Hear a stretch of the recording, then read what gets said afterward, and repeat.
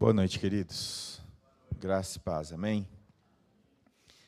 Maravilhosa compaixão, esse é o título da exposição de hoje.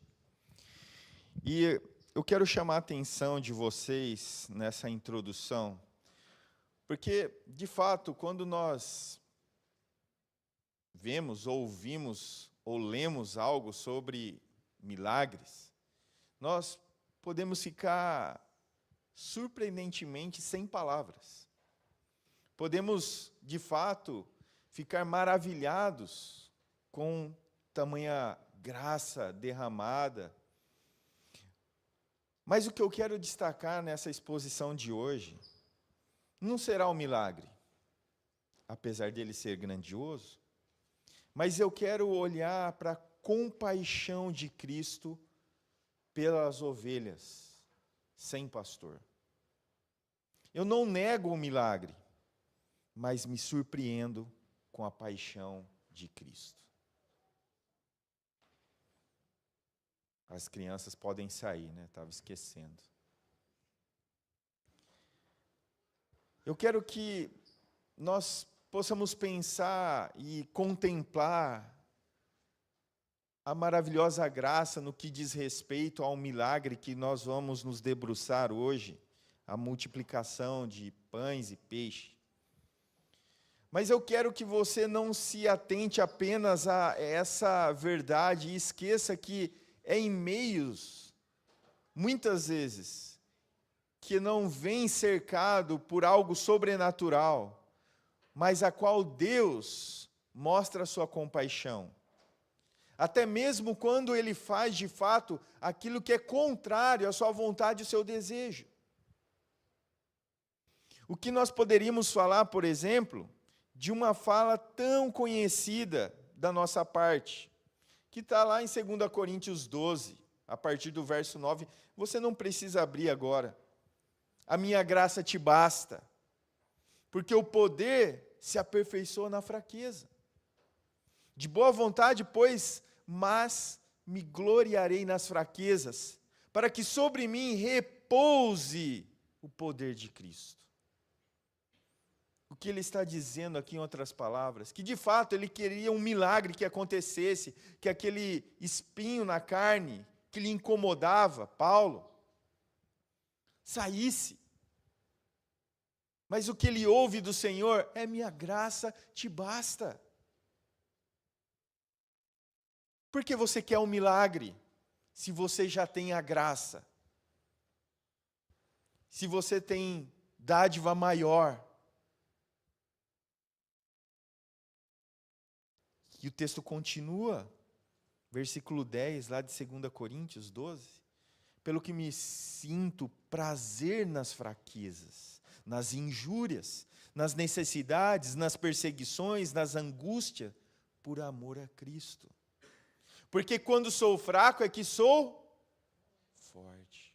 Será que nós temos coragem de dizer as mesmas palavras de Paulo? Será que nós temos essa capacidade de entender que muitas vezes nós precisamos olhar a compaixão ao invés de desejar o milagre?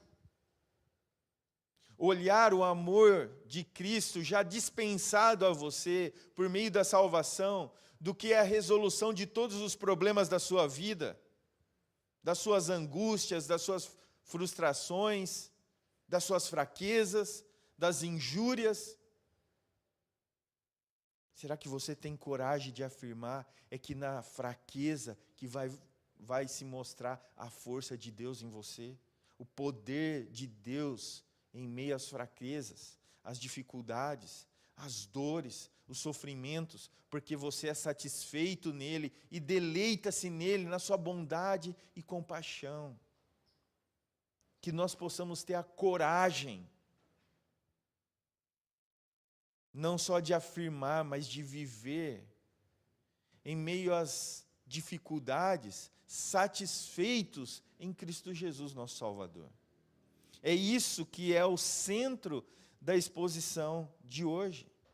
Se você veio aqui querendo ouvir sobre o milagre, você vai ouvir sobre a compaixão.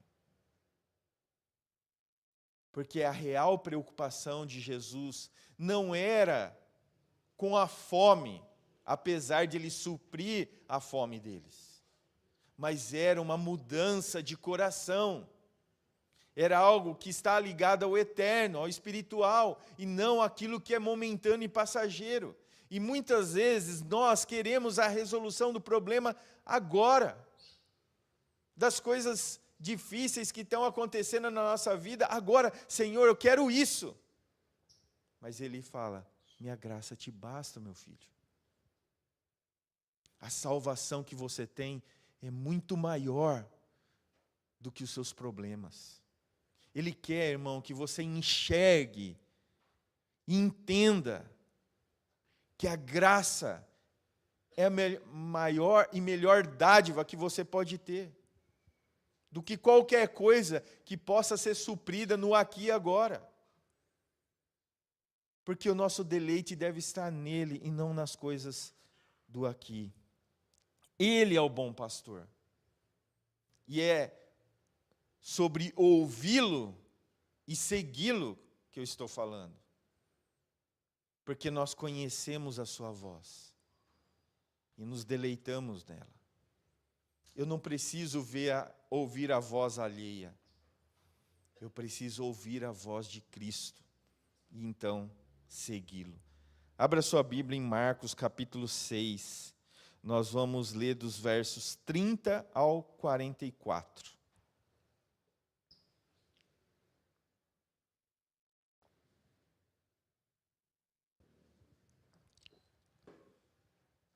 Marcos, capítulo 6, versículos 30 a 44. Diz assim a palavra de Deus: Os apóstolos reuniram-se a Jesus e lhe relataram tudo o que tinha feito e ensinado.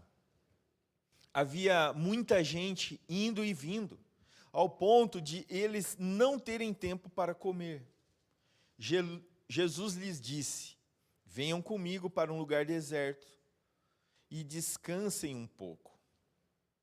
Então eles se afastaram num barco para um lugar deserto. Mas muitos dos que viram retiraram-se.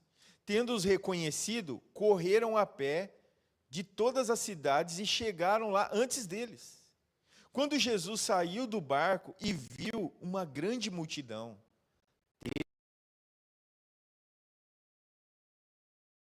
eram como ovelhas sem pastor. Então começou a ensinar-lhes muitas coisas. Já era tarde, e por isso seus discípulos aproximaram-se dele e disseram: Este lugar é deserto e já é tarde. Mande embora o povo, que possa ir aos campos e povoados vizinhos comprar algo para comer. Ele, porém, respondeu: Deem-lhes vocês algo para comer. Eles lhe disseram: Isso exigiria 200 denários. Devemos gastar tanto dinheiro em pão e dar-lhes de comer? Perguntou eles. Quantos pães vocês têm? Verifiquem. Quando ficaram sabendo, disseram: 5 pães e 2 peixes. Então Jesus, que fizera todo o povo assentar-se em grupos na grama verde, assim eles se assentaram em grupos de 100 e de 50. Tomando os 5 pães e os 2 peixes, e olhando para o céu, deu graças e partiu os pães. Em seguida, entregou-os aos seus discípulos para que os servissem ao povo. E também dividiu os 2 peixes entre todos eles. Todos comeram e ficaram satisfeitos. Os discípulos recolheram 12 cestos cheios de pedaços de pão e de peixe. Os que comeram foram 5.000 homens. Amém? Baixe sua cabeça, vamos orar. Bondoso Deus, estamos diante da Tua palavra. Estamos diante da Tua palavra revelada a nós. Ensina-nos por meio do Teu Santo Espírito. Guia-nos a um viver santo e piedoso. Que as lições aprendidas aqui não seja mero conhecimento da nossa parte. Que de fato possamos viver de forma prática que o Senhor nos ensina. Que possamos ser satisfeitos em tão grande salvação. Em tão maravilhoso cuidado que é dispensado a cada um de nós. Que nosso coração de fato não fique ansioso com as coisas do aqui e agora, mas que se deleite plenamente no Deus da nossa salvação. Em Cristo Jesus, o nosso Redentor. Aquele que morreu, mas vivo está. E assim nos livrou tanto da morte, como da escravidão do pecado. Perdoa, Senhor, porque muitas vezes queremos aquilo que não devemos querer. Perdoa-nos, porque muitas vezes queremos encontrar satisfação naquilo que é passageiro, e não naquilo que é eterno. Então, Senhor, nos ensina por meio da Tua palavra. Ora assim no nome de Jesus, nosso Salvador. Amém. Mensagem central da exposição. A compaixão em Cristo transcende o mero sentimento, configurando-se como uma afeição terna que se transforma em ação concreta. O que nós temos aqui não é um mero sentimento, mas é a ação prática de um Senhor que se preocupa até mesmo com aqueles que estão perdidos. E Ele não quer só suprir as suas necessidades físicas, mas, ainda mais, as espirituais. Ele quer trabalhar nos corações, na pessoa como um todo, para que haja conversão genuína, que haja deleite e satisfação nele. Então, eu vou trabalhar aqui nessa exposição 4 momentos que vão nos auxiliar na transformação do conhecimento em prática, assim como ele mesmo demonstra. Então, o primeiro destaque é necessidades importantes. Olhe comigo o versículo 30. Os apóstolos reuniram-se a Jesus e lhe relataram tudo o que tinham feito e ensinado. Lembre aqui o contexto. O contexto é que eles tinham sido enviados a pregar, a curar, a falar sobre o evangelho da salvação. E agora eles retornaram. E assim que retornaram, nós temos a primeira necessidade importante aqui: a prestação de contas. Eles concluíram a sua missão. Lá do capítulo 6 mesmo, dos versículos 7 a 13. Os 12 estão reunidos com Jesus. E Marcos, ele chama aqui, pela primeira vez, esses homens de apóstolos. Eles devem ser, de fato, considerados como homens a quais, por meio do envio de Cristo, estão realizando a sua boa obra na terra.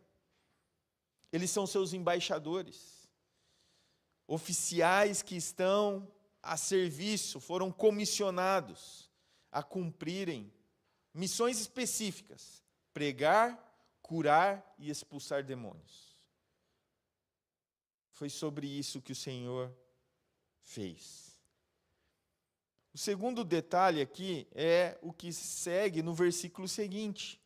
Jesus lhes disse, verso 31, venham comigo para um lugar deserto e descansem um pouco.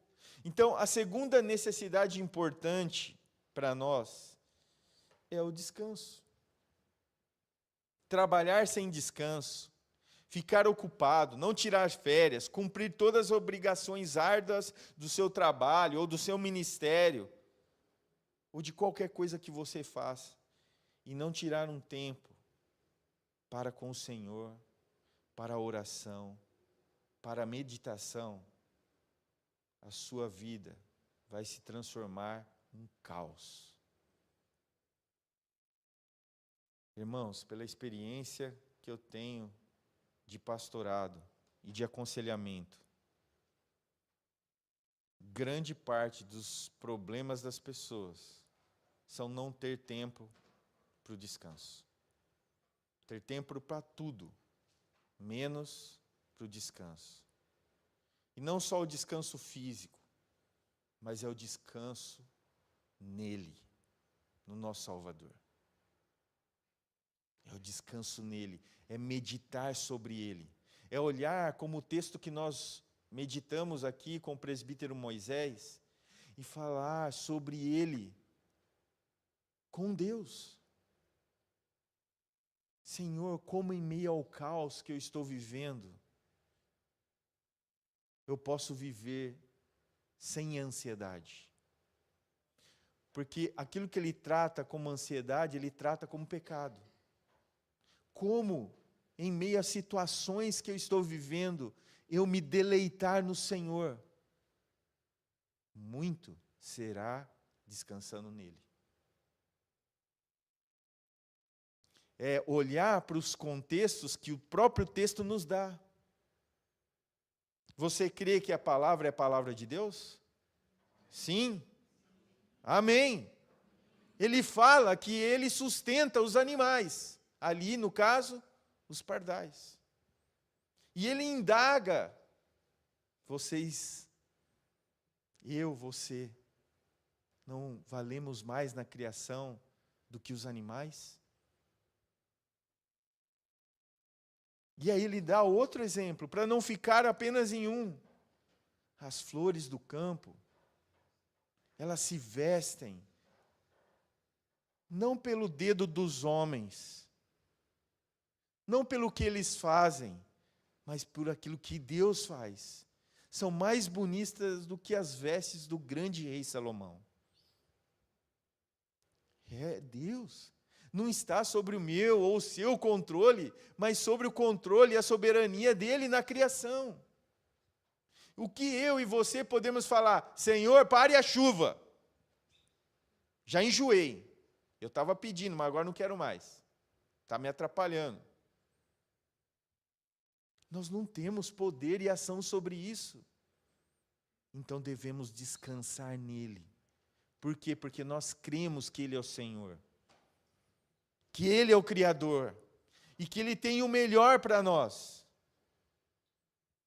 Tem coisas que não cabem a nós. Eu não vou mudar a situação. Eu não vou fazer que aquilo se mova para aquilo que eu quero, o que eu desejo. Mas está sobre o controle e a soberania dele. Então, descanse daquilo que você não tem controle. Descanse nele, não só com seus lábios, mas aquilo que a palavra chama, eu e você, não andais ansioso por coisa alguma. De fato, seja uma verdade para você. Senhor, de fato, eu preciso parar e me deleitar na sua soberania, no seu poder sobre todas as coisas. Descanse, irmão. Descanse nele. Não estou falando para você ficar no sofá. Eu estou falando para você descansar no seu Senhor. Meditar sobre ele. Conversar com ele. Expor suas aflições, suas angústias. E confiar. Deleitar-se nele.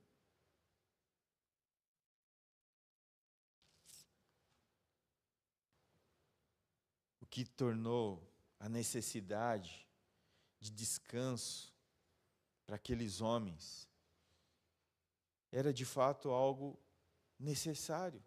O próprio Senhor Jesus identifica a necessidade e Ele mesmo os chama. Vamos para um lugar deserto. Vamos ter um tempo a sós. E aí vem outra coisa a qual nós também precisamos entender. O versículo 33, olhem comigo.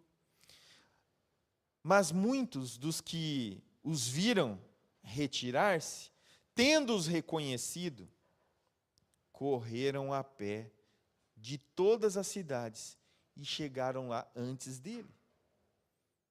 A terceira necessidade importante é reagir corretamente diante do inesperado.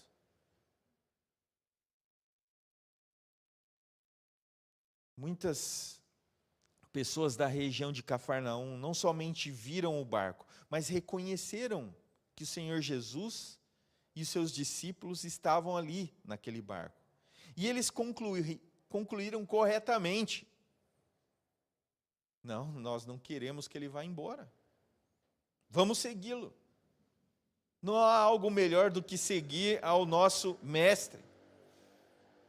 Mas ao segui-lo, eles tiraram um momento de descanso. A agenda de um ministro, de um pastor, sempre deve estar flexível para situações adversas. E agora vamos pensar em você. A sua agenda deve estar sempre flexível para situações emergenciais. Para situações que muitas vezes você vai ter que falar, calma aí, para atender. Nós sempre devemos estar prontos a atender a quem clama por socorro. E aí então vem a segunda lição.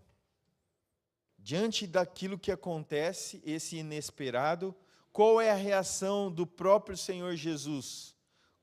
A compaixão aplicada. Não ficou só em mera ação por meio de palavras, mas em uma ação concreta. Versículo 34.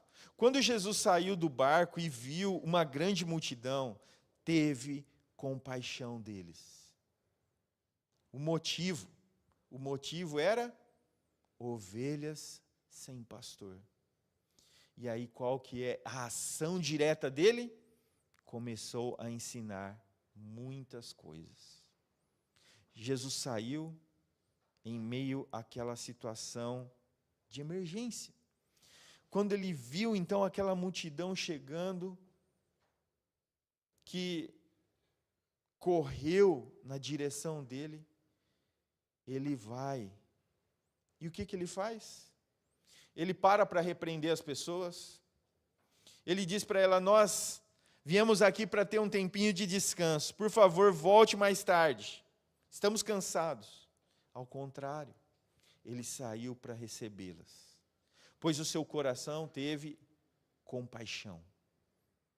Compaixão daquele povo.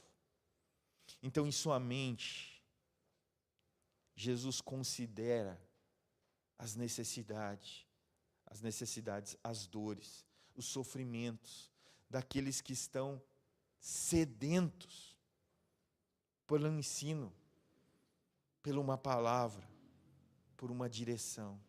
Em seu coração, ele leva as cargas daquelas pessoas, porque de fato ele as ama. Então, por sua vontade, ele remove as aflições, ele cura, ele ensina. Então, com Cristo, a compaixão não é somente um sentimento, é um sentimento terno, transformado em ação útil. Aquelas pessoas ouviram, assim como as ovelhas de Cristo ouvem a sua voz e a reconhecem e o seguem.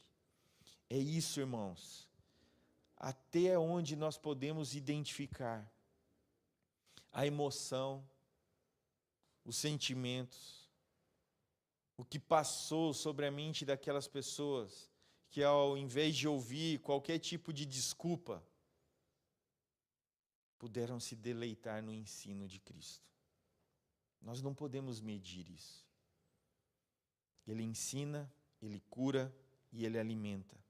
Ele vê as pessoas como ovelhas sem pastor e ele, como supremo pastor, está ali, disposto. Abra a Bíblia lá no Salmo 23.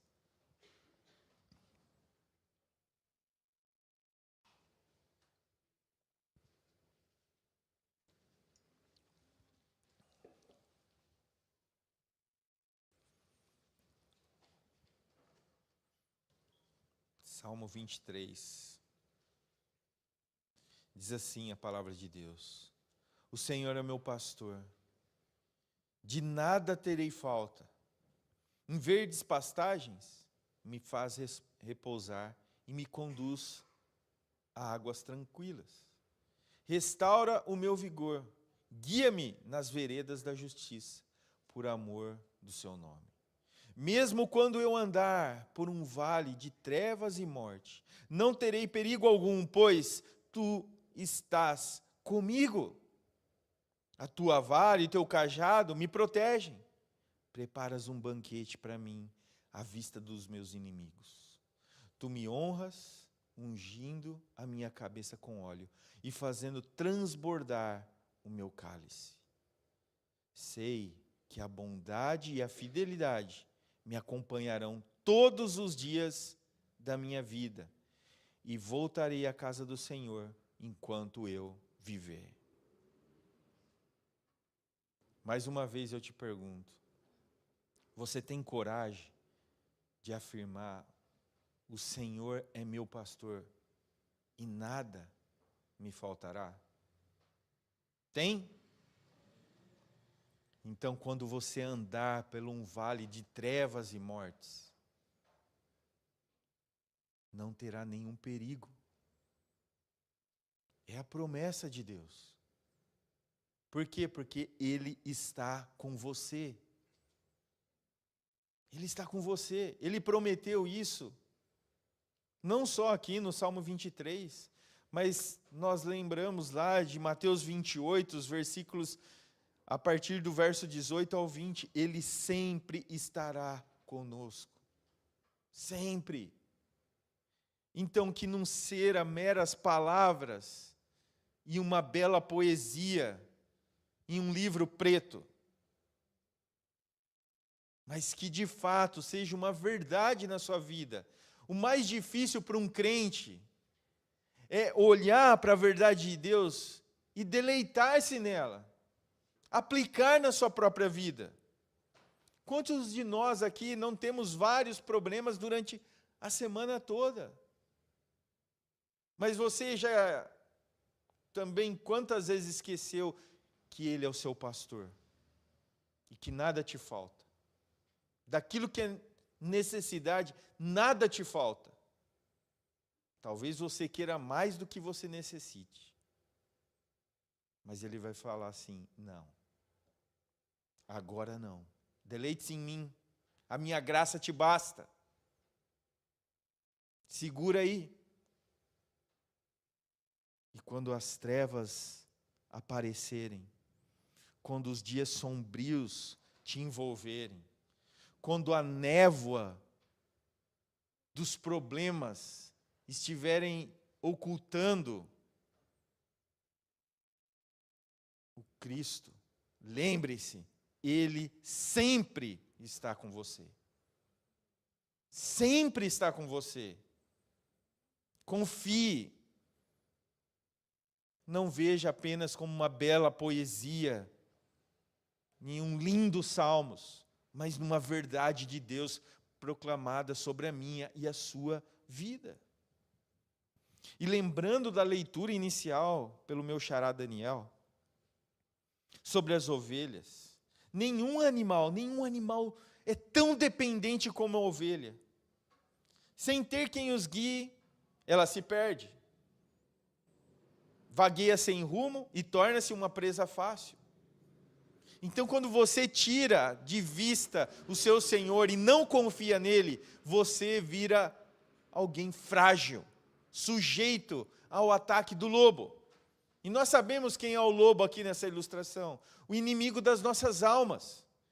Ele faz você perder a confiança no seu supremo pastor,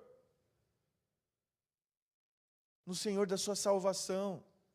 Ele quer que você pare de se deleitar nele, de confiar que Ele está sempre com você. Ele quer que você se perda cada vez mais e que, o fim, você role em um abismo e morra.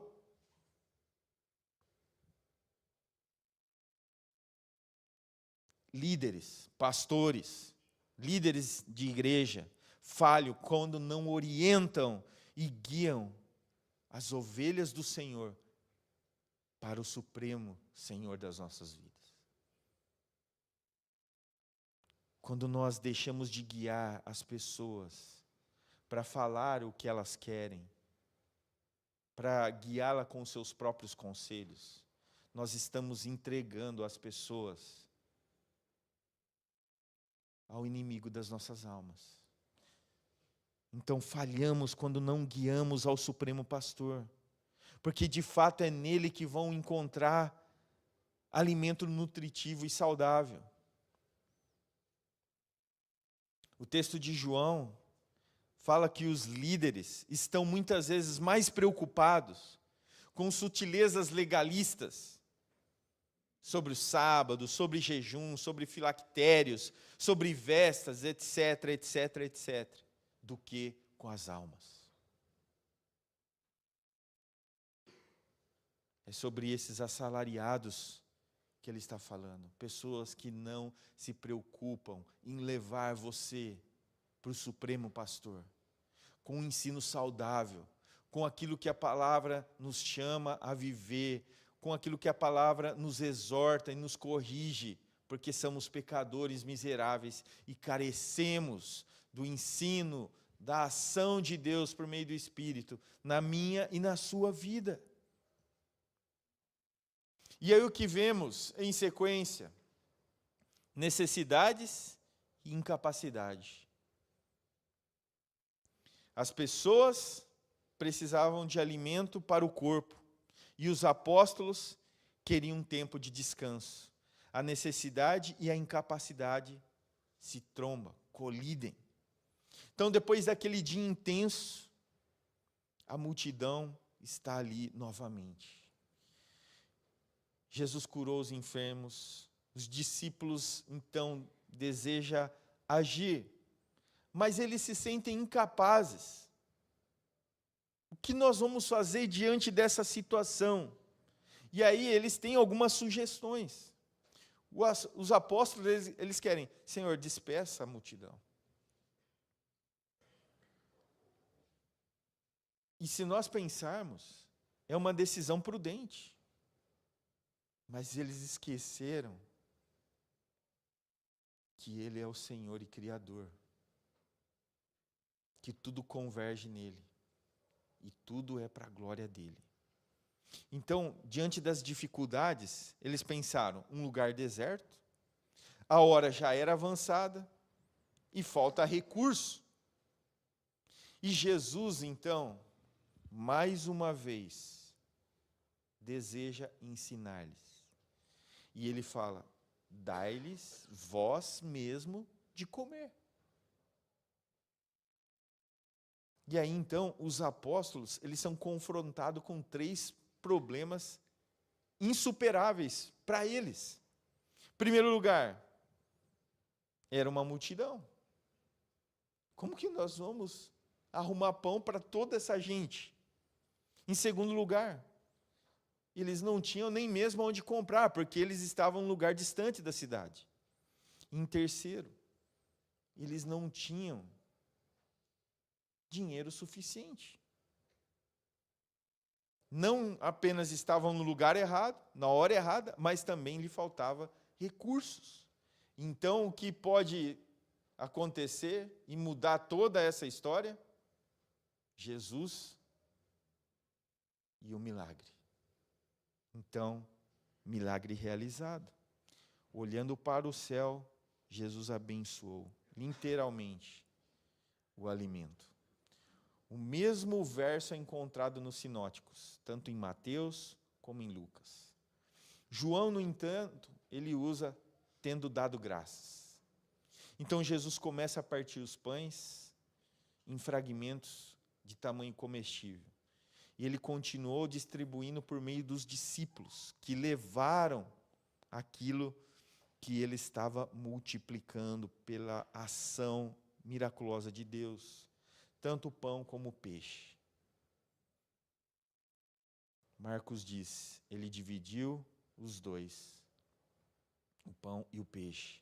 A beleza impactante aqui dessa narrativa é sublinhada não somente em poucas palavras simples, mas relatam essa multiplicação, esse poder de Deus, do Filho de Deus, a suprir fisicamente, a ponto daquelas pessoas se fartarem.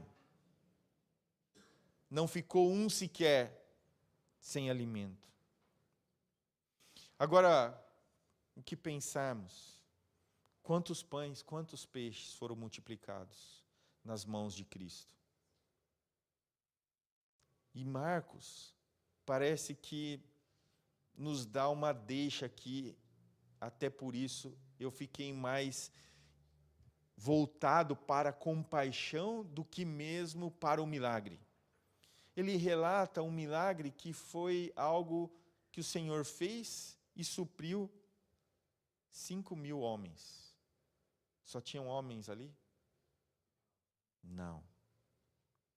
Não tinham só homens. Tinha mulheres e crianças. Parece que Marcos também nos dá a mesma direção.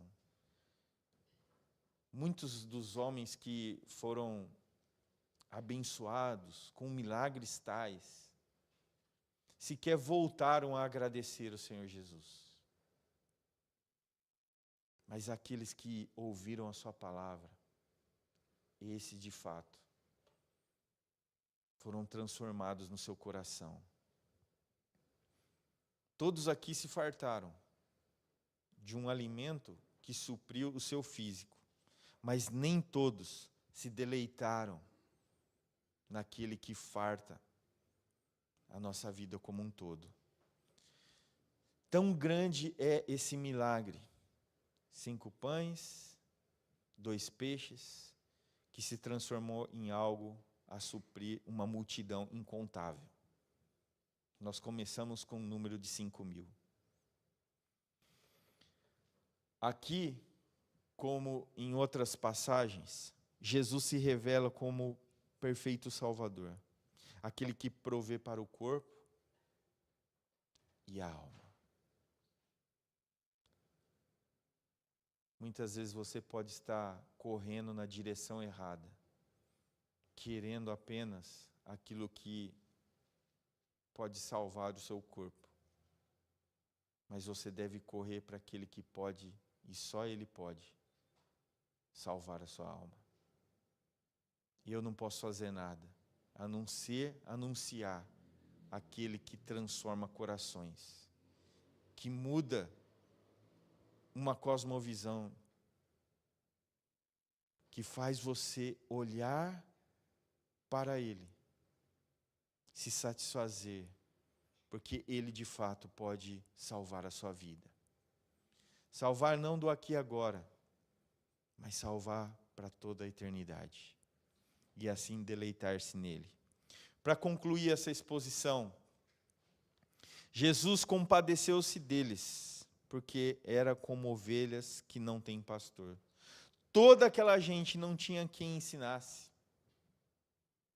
Eles não contavam com mestres, salvo os escribas e fariseus, que eram, na verdade, como cegos. Não tinham nada para ensinar. Não dispunham de alimento espiritual, a não ser as tradições inventadas pelos homens.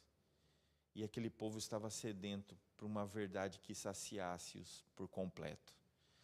Não que colocasse regras sobre regras e continuavam como escravos. Tudo isso comoveu um generoso coração de um Deus único e verdadeiro, Cristo Jesus, que compadeceu, que passou a investir do tempo no ensino, ensinando muitas coisas, o texto diz. Nunca deveríamos esquecer que o nosso Senhor é o mesmo ontem, hoje e sempre. Jesus jamais muda. Exaltado no céu à direita de Deus Pai, Ele ainda contempla compassivamente os seus filhos.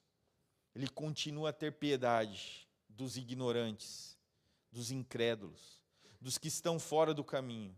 Ele continua disposto a ensinar-lhes, por meio da sua palavra, muitas coisas. Ainda que seu amor manifeste a nós, de modo especiais, ovelhas do Senhor, que ouvem a sua voz, Ele continua dotando do seu poderoso amor à humanidade. Um amor que se caracteriza, de fato, por uma piedade verdadeira, irmãos. Uma piedade verdadeira, um amor compassivo. É a compaixão daqueles que nada têm. Não devemos esquecer desse fato. Por quê? Porque nós, assim como os 12, foram enviados a pregar sobre Ele. Não sobre maravilhas e sinais, mas sobre aquele que salva. Nós não estamos aqui para contar historinhas, para falar sobre experiências. Nós estamos aqui para falar sobre o Cristo, o autor da nossa salvação. Amém?